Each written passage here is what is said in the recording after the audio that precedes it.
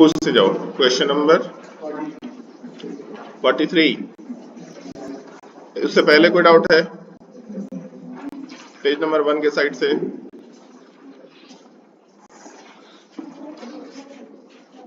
Page number 1 के side से पूछते जाओ। पेज नंबर 2 में कोई डाउट है? पेज नंबर 3 में कोई डाउट है? पेज नंबर 4 में कोई डाउट है? पेज नंबर 5 में कोई डाउट है?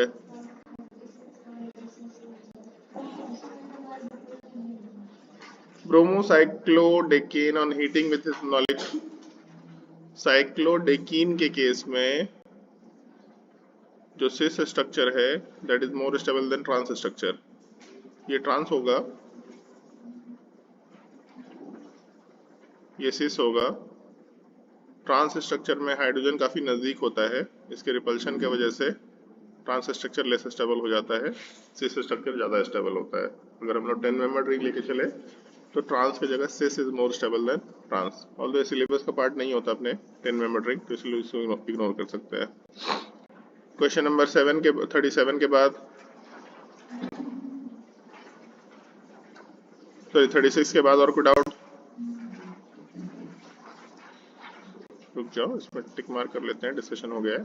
कल को तुम लोग सवाल खड़ा करेगा, बताया नहीं सर आप, ये सब हो गया है? अच्छा 35, 30 में, 37 में कोई डाउट? 38 में कोई डाउट?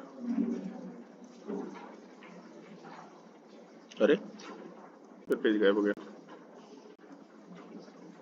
न्यूक्लियोफिलिक एडिशन तो तुम लोगों को दिया नहीं अभी, ठीक है। खुल जाओ भाई।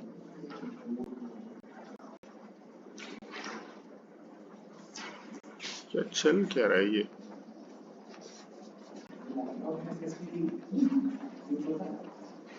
हाँ भाई,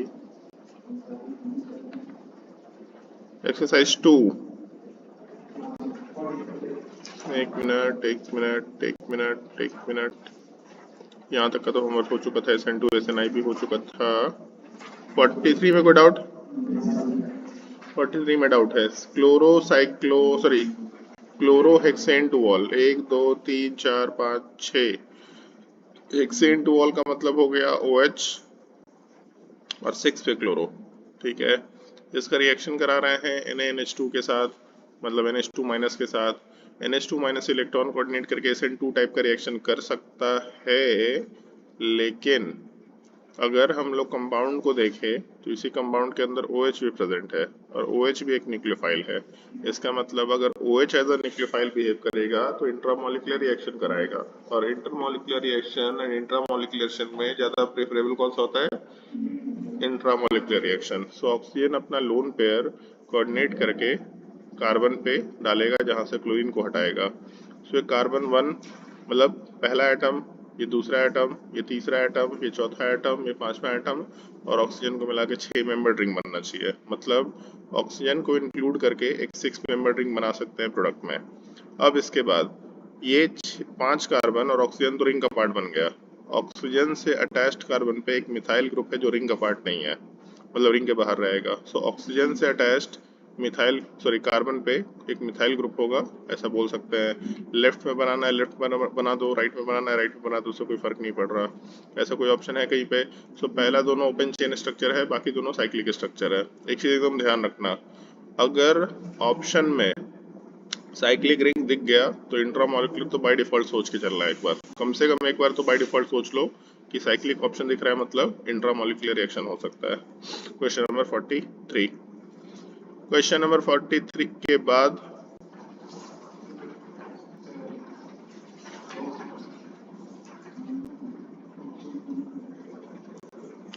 फिफ्टी में कोई डाउट? 51 में कोई डाउट? 52 में कोई डाउट? 53 में कोई डाउट? 54 में कोई डाउट? कोई डाउट नहीं है? 58 में कोई डाउट? 59 में कोई डाउट? 60 में कोई डाउट? 61 में कोई डाउट?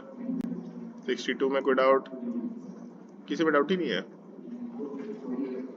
बस इतना ही उम्र था। सही में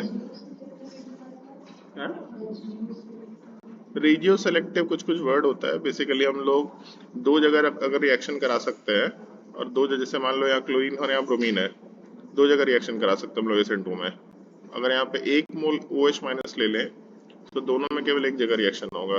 सो रेडियो सिलेक्टिव नॉर्मली ये होता है दो रिएक्टिव साइट में किसी एक जगह पर रिएक्शन करना, इसको रेडियो सिलेक्टिव बोलते हैं, बट अपने काम का नहीं होता। ठीक है, कहीं मिला हुआ है क्वेश्चन में, इसको इग्नोर कर लो।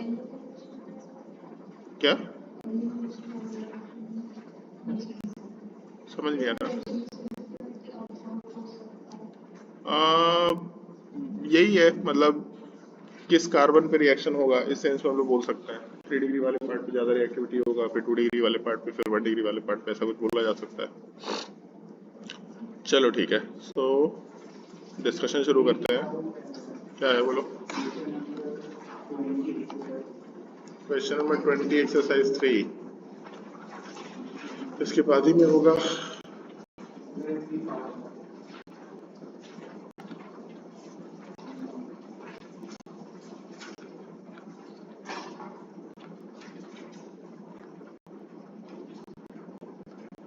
ये लास्ट क्लास में बोला नहीं था कि इसमें डाउट तो होना चाहिए, कोई डाउट नहीं पूछ रहा है, स्टार मार्क इसलिए कर दिया था। सबसे बोले थे कि इसमें डाउट पूछ नहीं रहा है, कोई पूछ नहीं रहा है।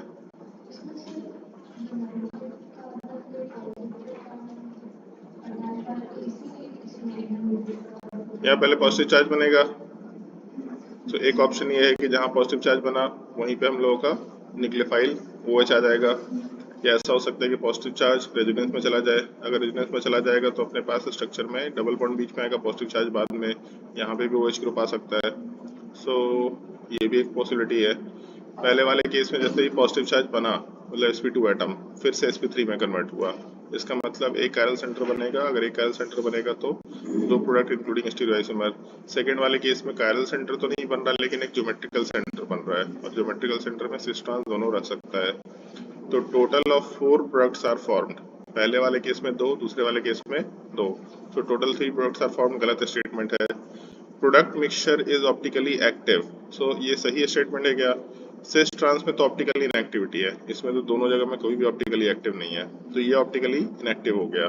और यहाँ पे दो में से 50% R 50% S बनेगा। अगर 50% R 50% S बनेगा मतलब ओवरऑल इनएक्टिव कंपाउंड निकल के आएगा। तो सेकंड ऑप्शन भी हम लोगों का सेकंड ऑप्शन सही है, products mixture is optically inactive होना चाहिए, गलत ऑप्शन है। टोटल 2 प्रोडक्ट्स आर कायरल, 4 में से ये 2 प्रोडक्ट ऑप्टिकली इनएक्टिव है, बाकी 2 प्रोडक्ट ऑप्टिकली एक्टिव है। R वाला पार्ट भी ऑप्टिकली एक्टिव है, S वाला पार्ट भी ऑप्टिकली एक्टिव है, लेकिन दोनों का मिक्सचर ऑप्टिकली इनएक्टिव है केवल। तो इसमें तो बोला है 2 प्रोडक्ट्स आर कायरल, मतलब ऑप्टिकली एक्टिव, सी ऑप्शन सही है। Intermediate carbocation is not formed in the reaction, carbocation के थ्रू रिएक्शन हो रहा है, मतलब कार्बोकटायन तो बनेगा, नॉट फॉर्म बोला है तो गलत हो जाएगा। अब यार मैंने बताओ क्या दिक्कत है, क्या है आंसर? क्या दिया? डी। तो इंटरमीडिएट कार्बोकटायन तो बन रहा है ना, हाँ तो गलत है, इसमें सी ऑप्शन आंसर हो जाएगा।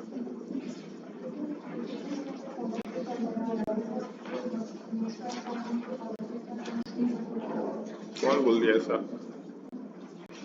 हम बोले डबल बॉन्ड के बगल वाले पे। क्या बोली, फिर से बोलो।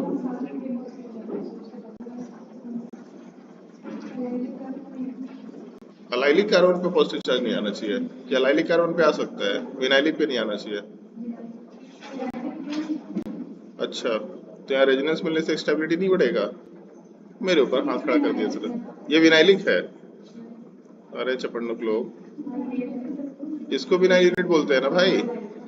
इस पे पॉजिटिव चार्ज नहीं आएगा, अलाइलिक पे नहीं आएगा। हाँ, सेकंड वाले पे नहीं आएगा, उसी को विनाइलिक बोलते हैं। ऊपर वाले कार्बन को अलाइलिक कार्बन बोलते हैं। तभी तो एनबीएस में रिएक्शन कर रहा था अलाइलिक कार्बन पे। सुबह सुबह माथा मत खराब करो, आज तो सही में लिटरली मतलब मेरे लिए सुबह ही है। और कोई डाउट?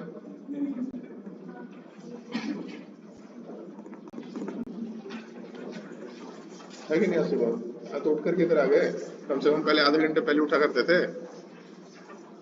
तुम्हारे क्लास के चक्कर में नींद खराब हुआ है मेरा। फिर बोलो in stable isomer is the only product. हाँ हाँ हाँ, सही बात है। अरे अगर आर है तो आर तो केवल एस में कन्वर्ट होगा ना, सिंगल ही बनेगा। मल्टीपल का मतलब आर से आर प्लस है दोनों बनना चाहिए, तो उसको दो बोलते हैं। एक रिएक्टेंट एक ही प्रोडक्ट देगा, तो इसका मतलब आइसोमर दोनों आपस में रिलेटेड नहीं है, लेकिन सिंगल स्टीरियो आइसोमर तो है ही, ऑप्टिकली एक्टिव तो रहेगा ही।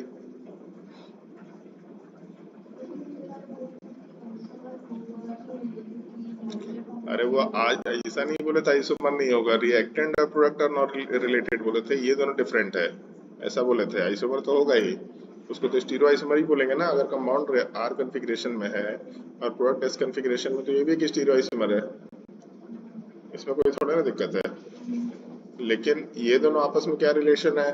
नो रिलेशन, डिफरेंट कंपाउंड है। मेरी बात को मेरे ऊपर डाल रही है, आप बोले थे ऐसा, हम बोल भी नहीं किए थे। चलो भाई, E1 E2 के कॉम्बिनेशन वाले टॉपिक में चलते हैं। हाँ।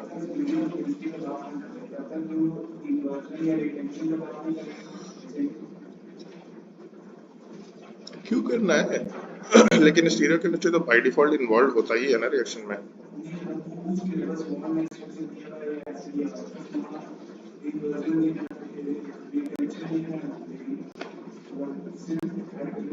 हाँ हाँ, तब तो स्टीरियो केमिस्ट्री की बात करेंगे, अनलेस की सवाल में पूछा हो। चलो भाई ध्यान दो, बोलो।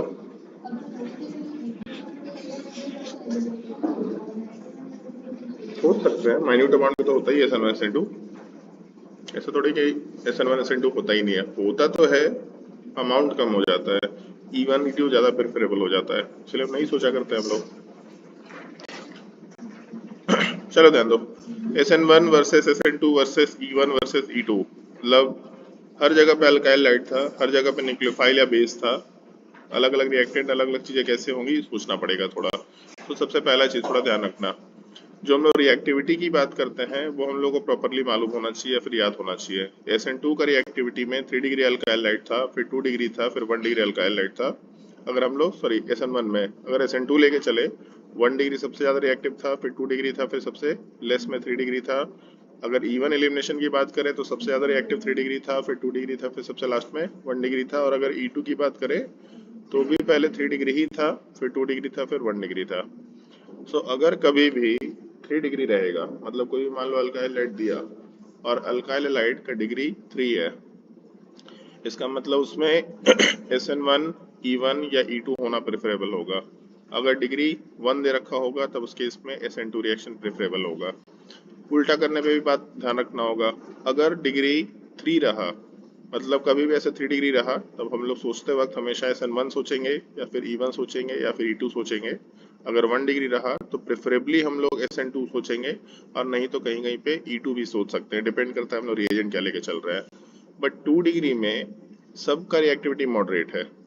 सो अगर 2 डिग्री रहेगा तो एक्चुअल कंफ्यूजन यहीं पे होता है, 2 डिग्री में सब हो सकता है। तो अगर 2 डिग्री कार्बोकेटायन दे रखा है, सॉरी 2 डिग्री अल्काइल लाइट दे रखा, तो इसमें SN1 भी हो सकता है, SN2 भी हो सकता है, E1 भी हो सकता है, E2 भी हो सकता है, कुछ भी वहाँ पे लिया जा सकता है।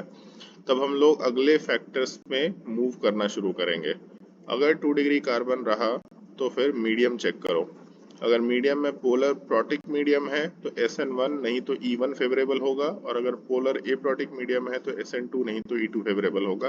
ये हम लोग मीडियम के फैक्टर की बात कर रहे थे, हम लोग को याद होना चाहिए कि SN2 और E2 elimination polar aprotic medium में फेवरेबल होता है, जैसे DMSO हो गया, DMF हो गया, ये सब हमेशा SN2 नहीं तो E2 को फेवर करेगा। और अगर वाटर है, अल्कोहल है, अमोनिया है, तो ये सब SN1 नहीं तो E1 को फेवर करेंगे। इसके अलावा दो तीन चीजें हम लोग को ध्यान रखनी है, लास्ट क्लास में भी एक चीज बताया था, अल्कोहलिक KOH, ये पार्ट। अल्कोहल को देख के ऐसा लगता है कि पोलर प्रोटिक मीडियम है तो ये SN1 को फेवर करेगा, E1 को फेवर करेगा, लेकिन एक्चुअल में जो KOH वाला पार्ट है और अल्कोहल का कॉम्बिनेशन है, ये दोनों मिल करके बहुत ही स्ट्रॉन्ग बेसिक मीडियम बनाता है। इसको इस तरीके से सोच के देखो, C2H5OH से H+ को हटा दो यहाँ से और इसको OH- में ऐड कर लो। Basically OH- H plus gain करके acid base reaction carry out करके C2H5O माइनस बनाएगा। रिएक्शन फिजिबल नहीं है लेकिन कुछ अमाउंट में डेफिनेटली हो सकता है, कुछ ना कुछ इक्विलिब्रियम टाइप का पार्ट रहेगा। सो क्योंकि C2H5O माइनस बहुत ही स्ट्रॉन्ग बेस है, यही एलिमिनेशन को कैरी आउट करता है। सो कभी भी अगर अल्कोहलिक KOH दे दे या C2H5OH के साथ या ROH के साथ KOH दे दे, इसका मतलब हम लोग बहुत ही स्ट्रॉन्ग बेसिक मीडियम की बात कर रहे हैं। इस केस में हम लोग E2 एलिमिनेशन ही प्रेफर करते हैं, इस चीज का थोड़ा ध्यान रखना। इसके अलावा ये पॉइंट ज्यादा कोई सेंस नहीं बनाता है। If the concentration of nucleophile is higher then हम लोग का SN2 रिएक्शन फेवर करेगा। मतलब ये हम लोग वैसे पढ़ते हैं, rate of reaction directly proportional to concentration of nucleophile into concentration of substrate. So अगर न्यूक्लियोफाइल का कंसंट्रेशन ज्यादा होगा तो इस केस में रेट ऑफ रिएक्शन ज्यादा होगा, इसमें कोई दिक्कत नहीं है। बट ये हम लोग के लिए ज्यादा पर्पस नहीं सॉल्व करेगा। क्वेश्चन में हम लोग को नहीं पता कि न्यूक्लियोफाइल का कंसंट्रेशन का बेंचमार्क क्या रखना है जहां पे SN2 फेवरेबल होगा। तो इसीलिए इस पॉइंट पे ज्यादा कोई डिस्कशन करने का मतलब नहीं होता है।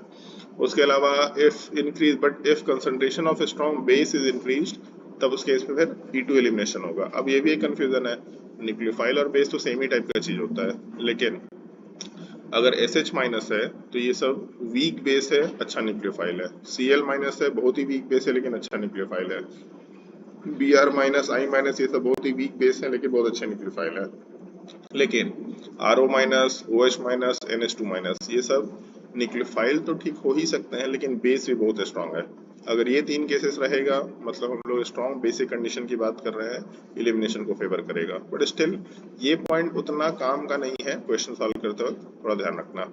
सो अगर 2 डिग्री अल्काइल हाइड्राइड रहा तब उस केस में सबसे पहले मीडियम देखो, अगर पोलर प्रोटिक रहा तब उस केस में SN1 या फिर E1, अगर पोलर एप्रोटिक रहा तो उस केस में SN2 या फिर E2, और अगर नॉन पोलर रहा तब भी उस केस में SN2 या फिर E2, क्योंकि नॉन पोलर मीडियम कार्बोकैटायन का फॉर्मेशन फेवर करेगा ही नहीं, इसलिए नॉन पोलर में SN2 नहीं तो E2। एक बार पता चल गया कि SN1 या E1 होना है, तब एकदम सिंपल सा फंडा है, SN1 में अगर हीट ऐड किया हुआ है तो E1 एलिमिनेशन होगा। सो अगर ये डिसीजन हो गया कि यहाँ पे SN1 नहीं तो E1 होना है, तो सिंपली बस ये देखो कि हीट दे रखा है क्या, अगर हीट दे रखा है तो फिर E1 हो जाएगा। बट इसके अलावा कुछ बेसिस हैं जो बहुत ही बल्कियर नेचर के होते हैं, वो बेस बहुत ही वीक न्यूक्लियोफाइल भी है, बहुत ही वीक बेस भी है, वो सब्स्टिट्यूशन फेवर ही नहीं करेगा। HSO4 minus, ClO4 minus, PO4 minus मतलब ले सकते हैं हम लोग H2PO4 माइनस, ये सब इतना बड़ा बड़ा बेस है कि ये सब सब्स्टिट्यूशन को फेवर नहीं कर सकता। जो बल्कियर बेस है बहुत ही पुअर बेस होता है। तो बड़े बेस अच्छे न्यूक्लियोफाइल के जैसा भी बिहेव नहीं करेंगे, अच्छे बेस के जैसा भी बिहेव नहीं करेंगे। सो न्यूक्लियोफाइल वाला काम तो बिल्कुल नहीं हो पाएगा, लेकिन एटलीस्ट H प्लस को हटा के एलिमिनेशन कैरी आउट कर सकता है। तो ये भी एक केस हो सकता है। हम आज तक इस तरह के केस पे सवाल नहीं देखे हैं, मतलब कि इस तरह के बेस की वजह से E1 एलिमिनेशन प्रेफरेबल है। लेकिन अदरवाइज थोड़ा ध्यान रखना कि अगर कभी भी इस तरह का बल्कियर बेस दे दे तो सब्स्टिट्यूशन ना करा के हम लोग E1 एलिमिनेशन कैरी आउट करने की कोशिश करेंगे। अगर ये डिसाइड हुआ कि SN2 नहीं तो E2 का कंडीशन है, मतलब अगर पोलर एप्रोटिक मीडियम है तब इस केस में SN2 E2 हो सकता है। तो अगर इन दोनों का डिसीजन आया कि भाई हम लोग सबसे शुरुआत में जब डिस्कशन करना शुरू किए तो उसमें सबसे पहला डिसीजन था कि आइदर हम लोगों का SN1 नहीं तो E1 हो सकता है, क्योंकि ये दोनों आपस में सिमिलर टाइप के रिएक्शन है, और दूसरा आइदर नहीं तो SN2 नहीं तो E2 हो सकता है। सबसे शुरुआत में यही डिसीजन होगा। अगर ये डिसाइड हुआ कि इन दोनों में से कोई एक होना है तब उसमें बस ये देखना है कि हीट है कि नहीं। अगर हीट दे रखा है इसका मतलब E1 होगा, अगर हीट नहीं दे रखा है तो इसका मतलब SN1 होगा। और एक और भी केस है HPO4 माइनस का, ClO4 माइनस का, HSO4 माइनस का, उसमें भी E1 होगा। लेकिन जब ये डिसाइड हुआ कि SN2 या फिर E2 है तब इस केस में थोड़ा कंफ्यूजन ज्यादा होता है। बट इसमें भी कुछ कुछ चीजें हम लोग ले सकते हैं। अगर अल्कोहलिक एच दे रखा, NH2 माइनस दे रखा, RO माइनस दे रखा, तो इन जनरल इन सब केसेस में, वैसे RO माइनस बाउंड्री का चीज है, कुछ भी हो सकता है इन जनरल, लेकिन जनरली अगर RO माइनस दे रखा तो ये सब चीजें E2 एलिमिनेशन को प्रेफर करती हैं, क्योंकि ये सब काफी स्ट्रॉन्ग बेस के कैरेक्टराइजेशन में आता है।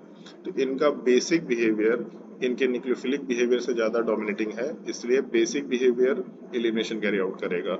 लेकिन इसके अलावा Cn माइनस हो गया, SH माइनस हो गया, Cl minus, Br minus, X minus in general हो गया, ये सब बहुत अच्छे बेस के जैसा बिहेव नहीं करते, इनका न्यूक्लियोफिलिक बिहेवियर ज़्यादा डोमिनेटिंग होता है, तब यहाँ पे हम लोगों का SN2 रिएक्शन हो सकता है, ये ध्यान रख सकते हैं।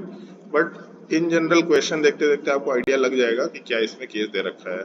प्लस एक और भी चीज़ है, अगर हीटिंग दे रखा तो हीटिंग वाले पार्ट में नॉर्मली SN2 फेवरेबल नहीं होता है, तब भी उस केस में हम लोग के E2 एलिमिनेशन के पार्ट को हम लोग कैरी आउट कर सकते हैं। सो मल्टीपल चीज़ों का कॉम्बिनेशन है, केवल एक पार्टिकुलर एस्पेक्ट पे काम नहीं कर सकते। और उसके बाद भी क्वेश्चन में अगर बोल दिया कि SN1 का प्रोडक्ट बनाओ तो SN1 का ही प्रोडक्ट बनाना होगा। बहुत सारे लोग ऐसा सवाल पूछते हैं कि सर यहाँ तो मीडियम तो स्ट्रॉन्ग है, स्ट्रॉन्ग बेस है, तो इसमें तो एलिमिनेशन होना चाहिए या फिर इसमें SN2 होना चाहिए। अगर सवाल में बोला है कि आपको SN1 प्रोडक्ट बनाना, तो आपको SN1 प्रोडक्ट बनाना है इररिस्पेक्टिव ऑफ द मीडियम। तो इस चीज़ का थोड़ा ध्यान रखना। ये कुछ भी हो, कभी कभी ऑप्शन देख के ही डिसाइड होता है कि इसमें SN1 हुआ है कि SN2 हुआ है कि मतलब E1 हुआ है कि E2 हुआ है। इसका थोड़ा सा ध्यान रखना है आप लोगों को। इसके ऊपर कुछ क्वेश्चन बेस्ड होने चाहिए मेरे हिसाब से, एक बार हम देख लेते हैं नोट्स में।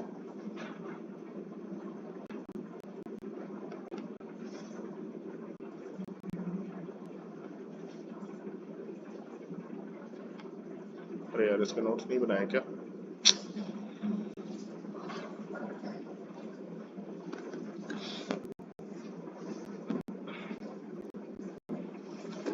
ठीक है, अभी कुछ देर का ब्रेक ले लेंगे। ब्रेक के बाद वापस से क्लास जब शुरू करेंगे तो उसमें डिस्कशन कर लेंगे क्वेश्चंस का। अभी रिकॉर्डिंग स्टॉप कर लेते हैं।